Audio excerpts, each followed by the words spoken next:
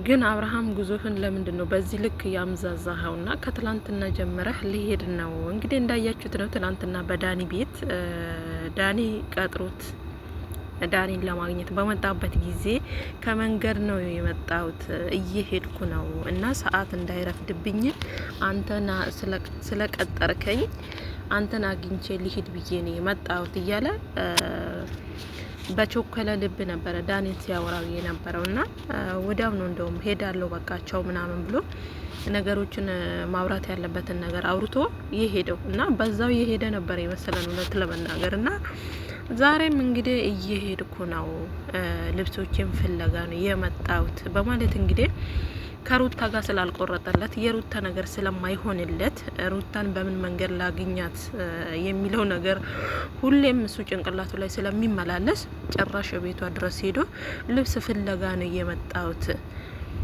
እና ጉዞ ሊሄድ ነው እያለ እንግዲህ ሩቲን ሲያስጨንቃት አይተናል። እውነት ለመናገር ፍላጎትህ ግልጽና ግልጽ ነው፣ ግን ለምንድነው መወሰን ያቃተ?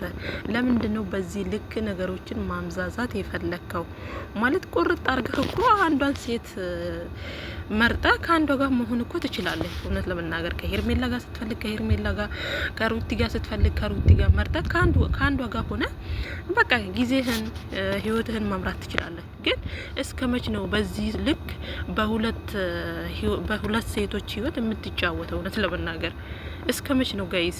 ማለት በቃ ለአንዱ ወደ አንዱ አድላና አንዱም ደግሞ ቁርጡን አውቆ የራሱን ህይወት የራሱን ኑሮ ይኖርበት።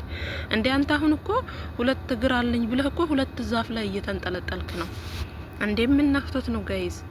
ወይ ትላንትና እየሄድኩ ነው አልክ ችኩል ብለህ ነበረ። እንደውም በጣም ተጠዳድፈህ ነበረ ትላንትና ስታወራ የነበረው ዳኒ ጋር ማለት ነው። ዛሬ ደግሞ ልብስ ፍለጋ ሩታ ቤት በልብስ አሳበህ ሩታን በምን መንገድ ላግኛት? ልጄን አደራ፣ የልጅነቴ ነው። ሁሌም እንደዚህ አይነት ነገር ደግሞ እንደጎረረ ነው ጋይስ። የብሬን ነው። ዛሬ ነው እንደ የልጅ አባት መሆነ ስለ ልዑሌ በዚህ ልክ ያስጨነቀህ አባትነት በዚህ ልክ የተሰማህ ዛሬ ነው። እውነት ለመናገር ከእርግዝና ጊዜ ጀምረህ እኮ መስዋዕት መክፈል ትችል ነበረ።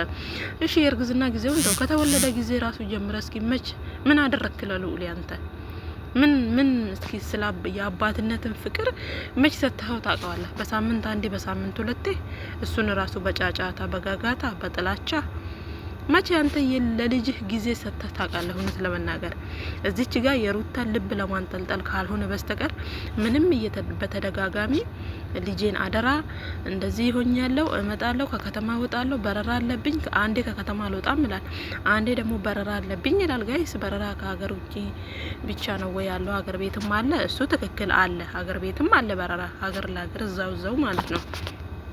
ግን ደግሞ በዚህ ልክ በሁለት ሴቶች በሁለት ሰው ህይወት መጫወት ለምን አስፈለገ?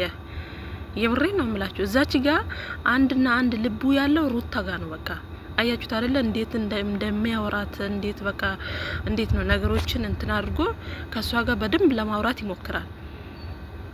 ለምንድነው ወደ አንዱ የሆነ ነገር ወስነህ በውሳኔ እንዴት ነው ቆፍጠን ብለህ በውሳኔ መቆም ያቃተህ? እንደ ወንድ ለምንድነው መሆን ያቃተ?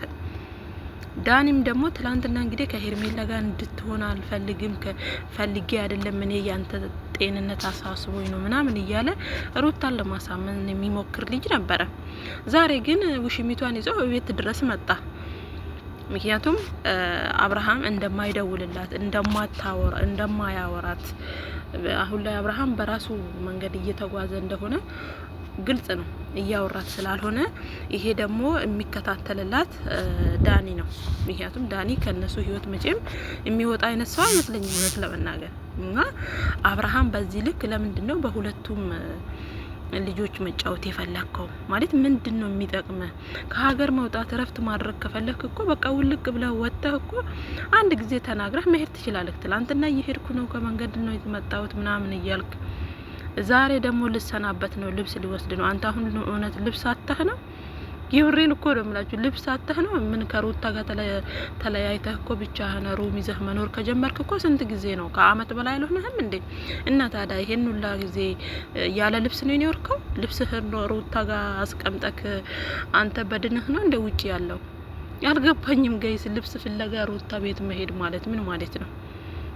አስታውሱኝ ነው እንጂ የምሬን እኮ ነው የምላችሁ። ሩታን እንድትንትን ለማለት ፈልገህ ነው እንጂ ዛሬ ልብስ ፍለጋ አይደለም እዛች ጋር ሄድኩ፣ የሆነ ነገር ፈልገህ ነው። ስለዚህ በቃ ቆርጠህ ልብህ ያለበት ቦታ እረፍት የምታገኝበትን ቦታ ታውቃለህ፣ ህሊናህ ያውቃል። ሶ ወደ ህይወትህ ተመልሰህ ይቅርታ ጠይቀህ ኦዲየንስን ይቅርታ ጠይቀህ ሩታን ይቅርታ ጠይቀህ ወደ ትዳርህ ተመልሰህ መኖር ነው። አይ ካልክ ደግሞ ከውሽሚት ጋር መቀጠል ትችላለህ። ይሄ እኮ ግልጽ ነው። ግን በሁለት ሰው ህይወት አትቀልድ። በቃ በቃ እንዴ ምንድነው አንተ በዚህ ልክ የምትጎረው? ማነህ? ምንድነው? ጭራሽ ጸጉሩን ቁጥጥር ተሰራ። ኬፕ ቀን በቀን ይቀየራል። ከትላንትና ጥቁር ነበረ፣ ትላንትና ነጭ ነበረ፣ ዛሬ ደግሞ ቀይና ነጭ ነው። እናንተ እንዴት ነው ነገሩ? አልገባኝም። የምሬ ነው የምላችሁ።